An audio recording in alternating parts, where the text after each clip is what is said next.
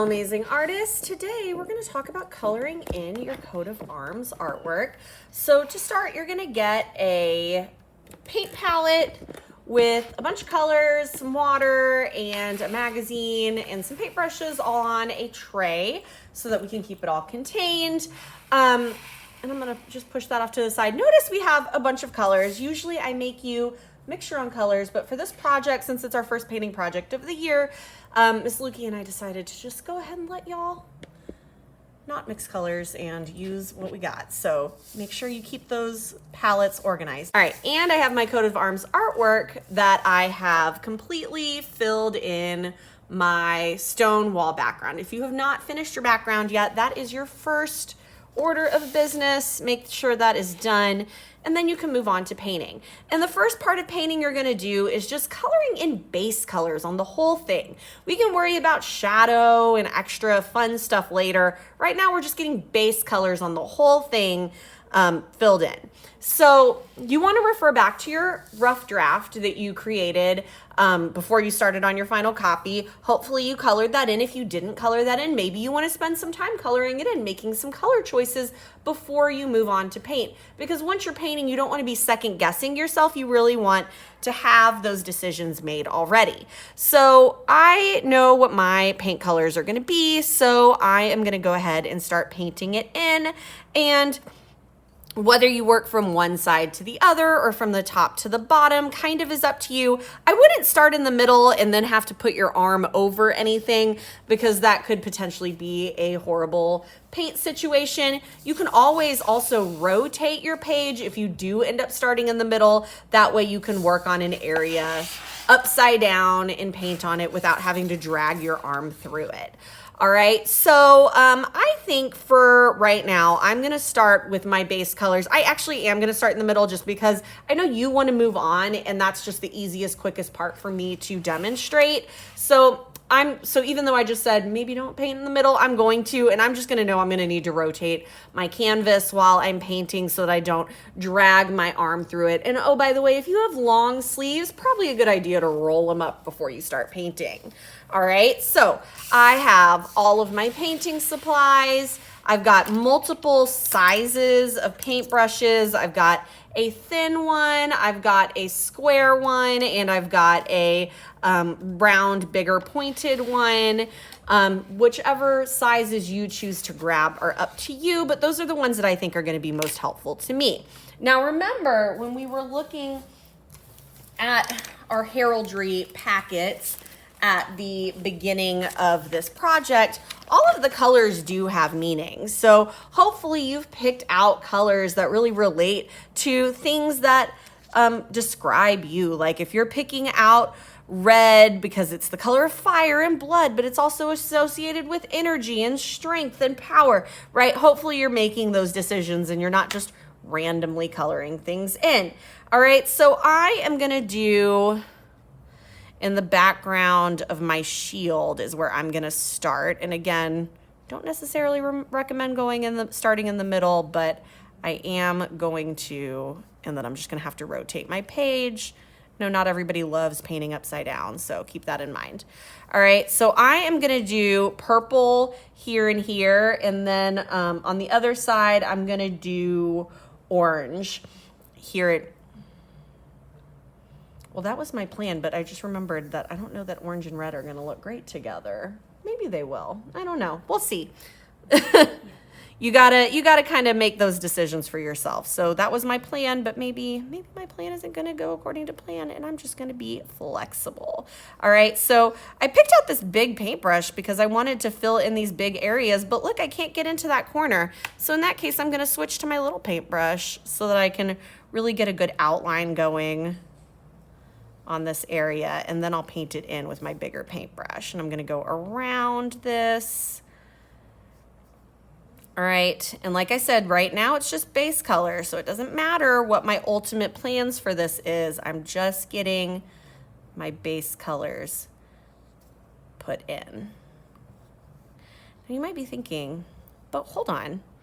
I do like purple, but I wanted to do a light purple. Well, in that case, you would have to mix your color. And to make light purple, you would do something like mix white and purple together. Are you going to do that in your paint palette? No, you are not, because not everybody who is going to encounter this paint palette, which by the way, you will probably be sharing with somebody at your table, and also will be sharing with every other group that is painting today, is going to want light purple. So what you're going to do in that case is you're going to mix your color on the magazine page that is off to the side. I'll demonstrate that in a moment because my elephants are going to be gray, and as you might have noticed, I don't have any gray on that palette because gray is easy to mix and I did not buy any. All right, so I am gonna do this side and then this side over here both. Okay, so as you can see, I have colored in my shield, and now I'm going to move on to my elephants. So I'm gonna come over here to my paint palette and I'm going to wash my paintbrush off all the way. And I'm gonna wash this paintbrush off all the way too, because I'm actually gonna grab with my bigger paintbrush to mix. All right. And I'm gonna grab, and if you need to dab off your paintbrush, I like to just come over here and do it on my magazine so that it's not so wet.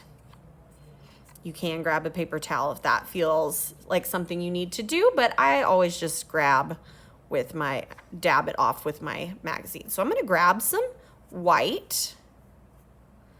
All right, and then I'm gonna wash off my paintbrush because I don't wanna get any white in any of my other colors.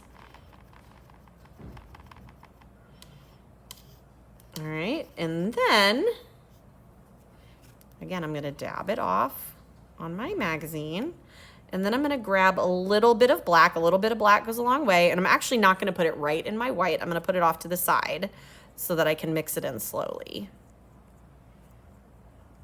Like, this actually might be gray enough for my...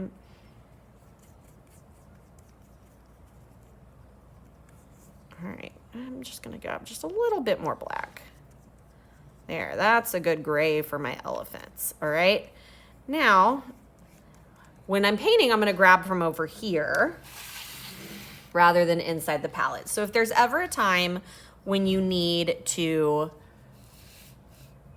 mix a color, you're just gonna go over and mix it onto your palette. And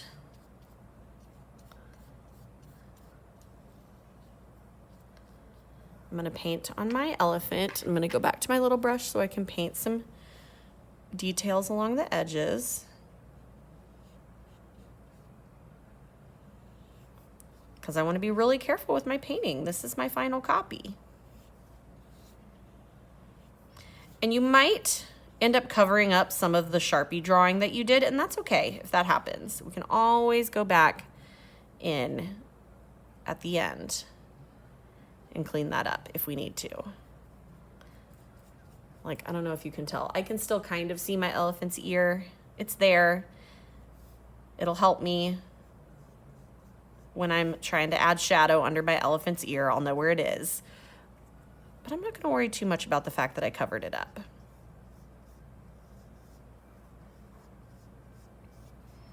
All right, and I'm just gonna go about my whole thing just like this, just painting everything in. So I have filled in some big areas, and I just wanted to show you that I let some of my bigger areas dry before I go in and fill in the areas inside of them. So for example, this area right here with the moon and the heart, I didn't immediately go in and fill in the moon and the heart with color because I wanted to let the stuff around it dry. And same with my Dallas Cowboys helmet. I painted it white. Yes, you have to paint your white things white, otherwise it just looks unfinished. I painted it white, but then I left it so that I could do the star of my Dallas Cowboys helmet after the fact, and it wouldn't blend my colors together. All right, so if you've got a color inside another color, you really have to let that color dry. And I know that that's hard to let it sit and dry for a little bit. Just go work on another part of your artwork while you're waiting and let it dry. You will get the best outcome from that, okay? So just keep that in mind while you're working. If you're working on areas that are small inside other painted areas or right next to other painted areas, it might be a good idea to let it dry. So I did this, and then I did this, and then I did this, and then this was dry, and I was able to come back in, and now these parts are dry, and I'm able to go back and paint on my moon. And I'm just gonna keep on working. I know that you guys are anxious to get started on this, so I will come back later, show you what it looks like when I'm done filling in all my base colors, let you guys get to work.